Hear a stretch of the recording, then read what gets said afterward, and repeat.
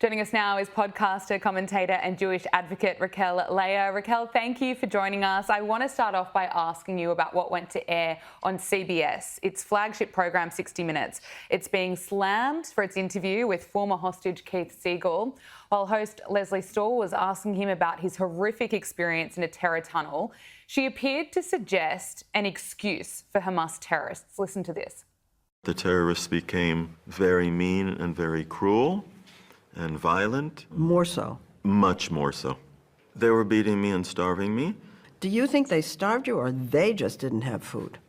No, I think and they would often eat in front of me and not offer me food.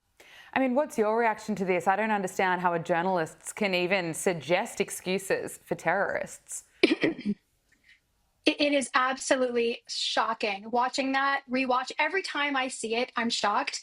Honestly, life for us Jews, and I hope for anyone with a heart and soul since October 7th, has been a series of just our jaws dropping to the floor in shock.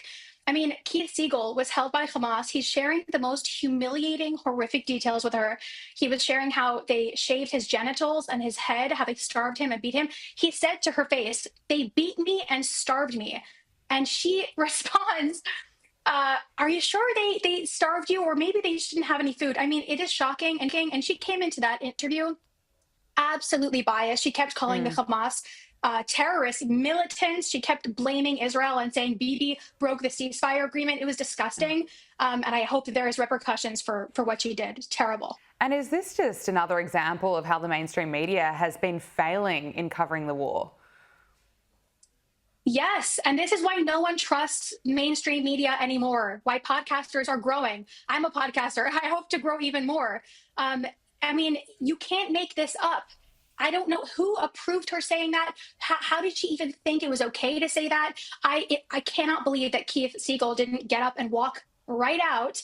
Absolutely. This is why, the trust has been fractured. Absolutely. 100%. It's rightfully being slammed. Just disgusting comments. President Trump's anti-Semitism task force is reviewing almost $9 billion in grants with Harvard University and its affiliates over anti-Semitism concerns. Now, this comes after Columbia University, caved early this month to the Trump administration's demands to finally crack down on anti-Semitism on campus. Are you pleased to see that action's finally being taken, and what impact is this going to have? Yes, absolutely. Like I said before, it's been a series of our jaws dropping in shock, and that's not a good thing. That's a terrible thing. This is, to me, Trump just righting the world. It's been amazing. We will never, ever forget hearing Claudine Gay, the then president of Harvard, say that, she was asked by Elise Stefanik, does it go against the Harvard guidelines to call for the genocide of Jews? And she said it depends on the context. Do you remember that? Am I the only one who thinks about that all the time? We also know that Jewish students had to walk through hallways and out being harassed, hearing other students, fellow students, call for, intifada. By the way, the absolute worst part about all of this, which is why I'm so happy Trump is doing this, and they should absolutely pull federal funding until, putting Harvard in their place. But I will never forget on October 7th, by the way, my husband and I were in Israel on October 7th, and we were 10 minutes away from Gaza. It was horrific. Oh, my goodness. And it was terrible. And I remember thinking, oh my God, I'm going to die at 25. It was the worst day of our lives. But I remember on October 7th, reading the news about how Harvard students, 33 student groups on October 7th, the day that 1,200 Jews were slaughtered, women were raped. I saw the worst of the worst images and videos. On October 7th, 33 student groups at Harvard signed a letter blaming everything on Israel, basically effectively saying everything that happened to the Jews and Israelis, they asked for.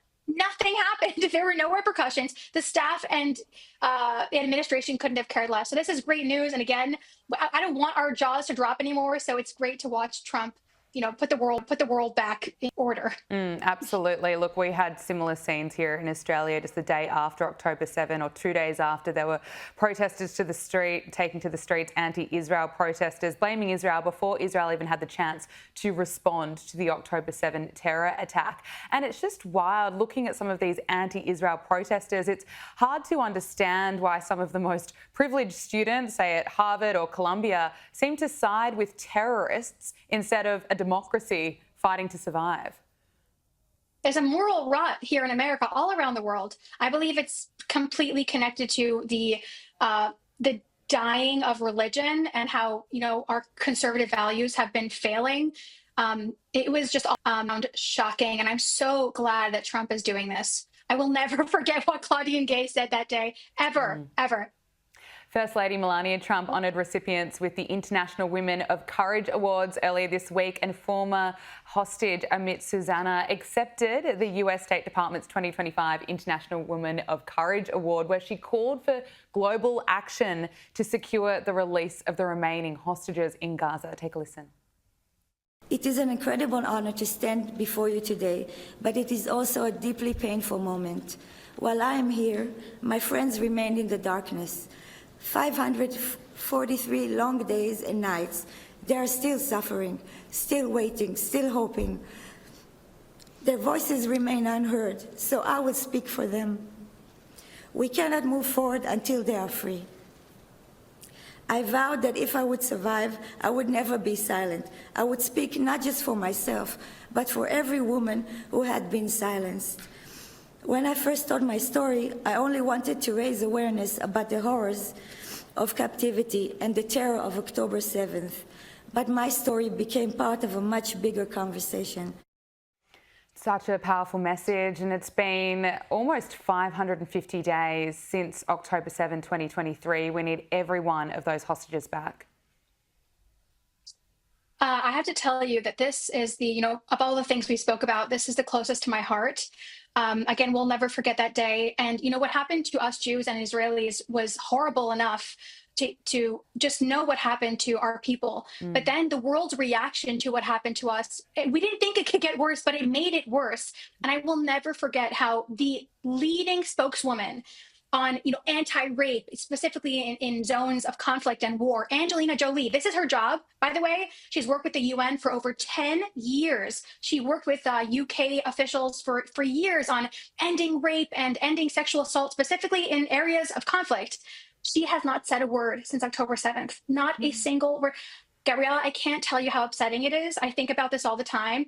Other things that were upsetting were women like Candace Owens, someone I used to look up to and listen to her show, hosting Brianna Joy Gray on her podcast. Brianna Joy Gray said out loud that everything that happened to the Jewish and Israeli women on October 7th didn't actually happen. It's just shocking. So to watch, you know, our beautiful First Lady and Marco Rubio give this award to Amit.